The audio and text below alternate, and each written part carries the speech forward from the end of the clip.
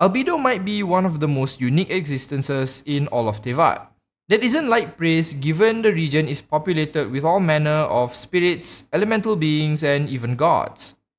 His story, however, kind of starts off in the middle, as we know who he is, but not where he comes from and where he will eventually end up.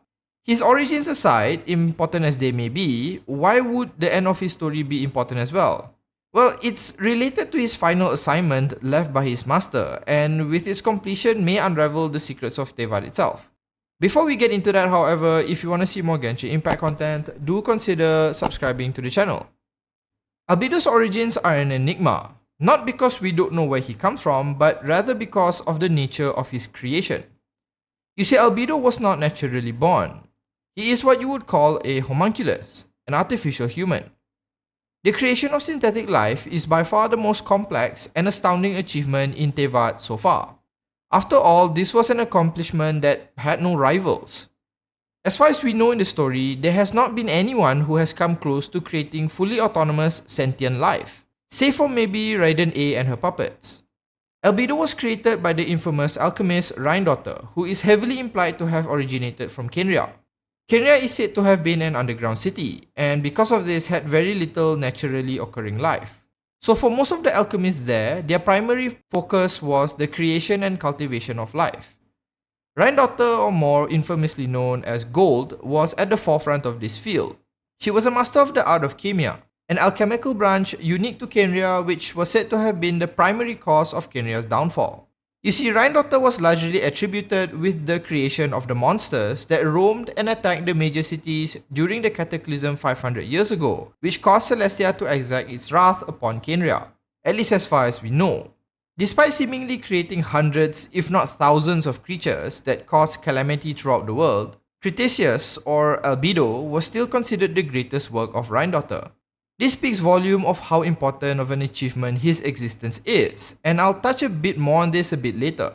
To add to that, the project in which he was created was referred to as the Primordial Human Project, which may imply that he was truly created using ways that may have reflected how original humans were born or created, referring to the word primordial. Now after his creation, his function, if you want to call it that, was just to accompany his master into domains and assist Rhinedottir where he could. Albedo learned a lot from these excursions, but eventually they found something of great significance. Rhinedottir and Albedo had found an artifact called the Heart of Naberius. Now it's not explained what this artifact was, what it did, or whether Rhinedottir happened upon it or was actually looking for it. But the day they found this artifact was the day that started a countdown that would eventually lead to Rhinedottir's disappearance. Now before we continue with Albedo's story, just bear with me for a while as we take a bit of a detour. I promise you it'll be an interesting one. We need to talk about this Heart of Naberius.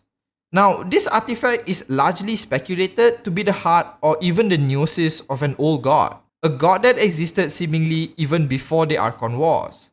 But this assumption is made based on loose translation because a gnosis is essentially translated to mean the heart of a god, and Naberius here could just refer to the name of the god itself.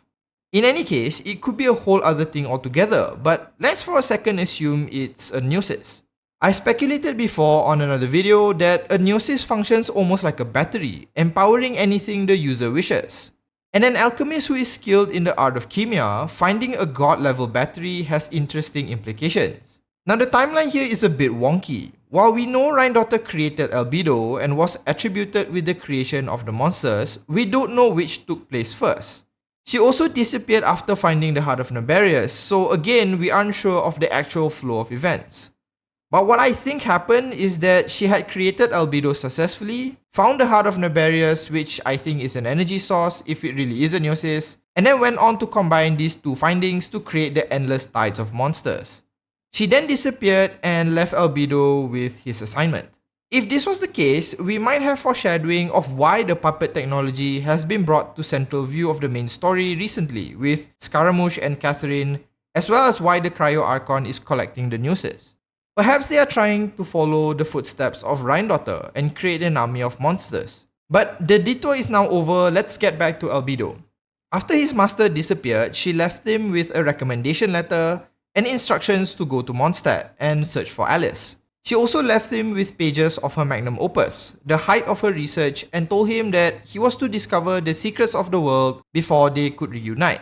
Now the rest of the story is pretty much straightforward. Albedo goes to Mondstadt, finds Alice, joins the Knights of Favonius, and begins his lifelong research to unravel the puzzle his master had left for him.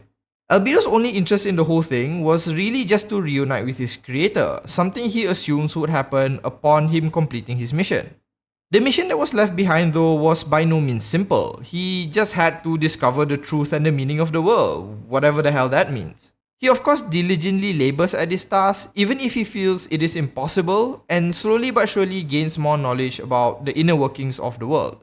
But for 1 second, just consider the implications of what would happen should he actually complete his work.